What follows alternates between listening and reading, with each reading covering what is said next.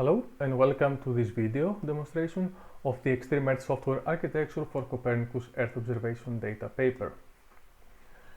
The ExtremeEarth project concentrates on developing techniques and software that will enable the extraction of information and knowledge from big Copernicus data using deep learning techniques and extreme geospatial analytics by extending the HopSource data-intensive AI platform.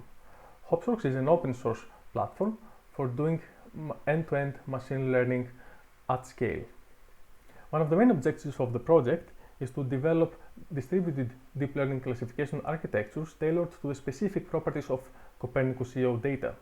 The information provided by the Copernicus satellite data is then used for knowledge extraction, focusing on two use cases, the polar use case and the food security use case. Here we see the architecture that has been developed as part of the project and demonstrated with this paper. In this architecture, we see the different integration points that have been worked on providing a complete experience for doing machine learning with Copernicus data. So we see that the Creo DS, which is the DS selected for this project, with integration point number 1, provides the raw EO data, that is Sentinel images or different other EO data products provided directly by the DS. Number 2 are pre-processed data, which is data that has been extracted from the raw data by applying some processes. And these are datasets that data scientists typically use to create training datasets from, that they later want to feed into their machine learning algorithms.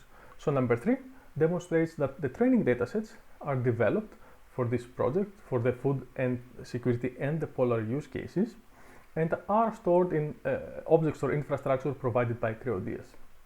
Number 4 is the Earth Observation Data Hub catalog provided by Creo DS, which provides APIs to users of the platform to be able to discover and work with Earth observation data via different protocols such as OGC, REST API, etc.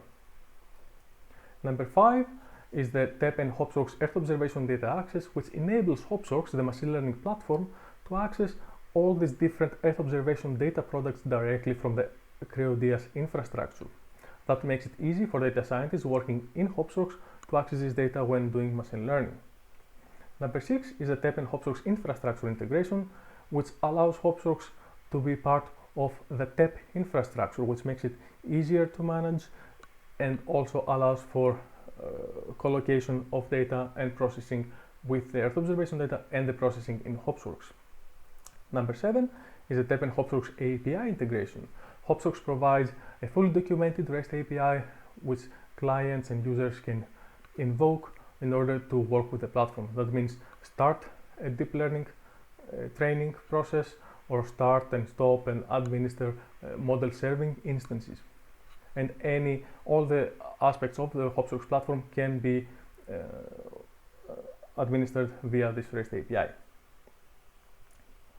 Number 8 are HopSource and TEP datasets that have been developed and are being used to, and also the data products that are being developed by data scientists of the project within HopSource and are provided then to the upper layers, which are the polar TEP and the food security TEPs.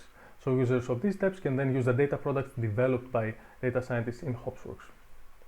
And last, number 9 is the linked data tools integration. So that means that there are tools now developed in HopSource to perform big linked geospatial data analysis. The flow is the following. An Earth observation data scientist logs in HopSource. Then they read and pre-process if they need any raw EO data. In HopSource they do that. This data is then persisted in HopSource, and then number 4, they read this data to develop deep learning pipelines at scale with GPUs. Number 5 is to perform linked data transformation, interlinking and storage.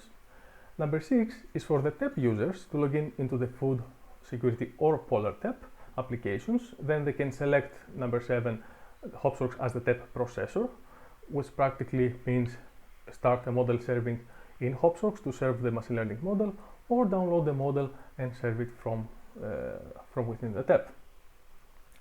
Number 8 is to submit federated queries with SEMAGROW and use the HopSource semantic catalog.